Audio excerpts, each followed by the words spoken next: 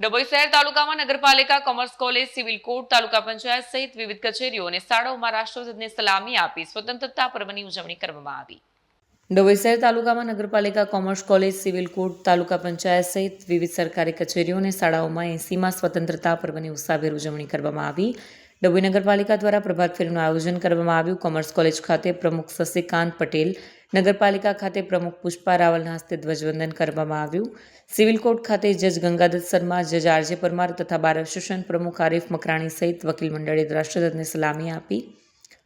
વિવિધ શાળાઓ અને સરકારી કચેરીઓમાં પણ ધ્વજવંદનના કાર્યક્રમ યોજાયા। આ પ્રસંગે વડોદરા જિલ્લા કેળવણી મંડળના પ્રમુખ શશિકાંત પટેલે શહીદ વીરોની કુરબાનીને યાદ કરીને રાષ્ટ્રીય ભાવના કેળવવા અપીલ કરી।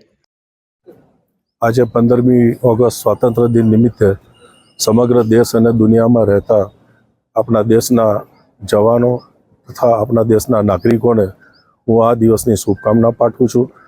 સ્વાતંત્ર્ય દિવસ એ આપણી સ્વતંત્રતાનો 1947 15 ઓગસ્ટના દિવસે જે ભારત દેશ આઝાદ થયો ત્યારથી આજે 80મી આ સ્વાતંત્ર્ય દિન ઉજવી રહ્યા છે।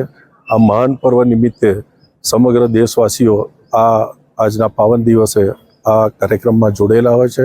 સવારમાં જ વહેલી સવારે 8 વાગ્યાની આસપાસ માનનીય પ્રધાનમંત્રીશ્રીએ પણ લાલ કિલ્લા પરથી ખૂબ સારું ઉદ્બોધન કર્યું અને સાથે સાથે ગુજરાત રાજ્યના મુખ્યમંત્રી એવા ભૂપેન્દ્રભાઈ પટેલ, નાયબ મુખ્યમંત્રી એવા હર્ષભાઈ સંઘવી સાહેબ તથા આપણા દેશના એવા ગૃહમંત્રી એવા અમિતભાઈ શાહ કે જેઓએ ખૂબ સારી મહેનત કરી અને દેશને આજે ખૂબ આગળ 5મી ઇકોનોમી તરફ લઈ ગયા અને આજે થર્ડ ઇકોનોમી તરફ જ્યારે આપણે જઈ રહ્યા છે ત્યારે સમગ્ર દેશવાસીઓને આજના દિવસે હું શુભકામના પાઠવું છું। ભારત માતા કી જય, જય જય ગરવી ગુજરાત। વિડીયો જર્નાલિસ્ટ ફઝલ રઝા ખત્રી સાથે સરિયા ટીવી ન્યૂઝ, ડભોઈ।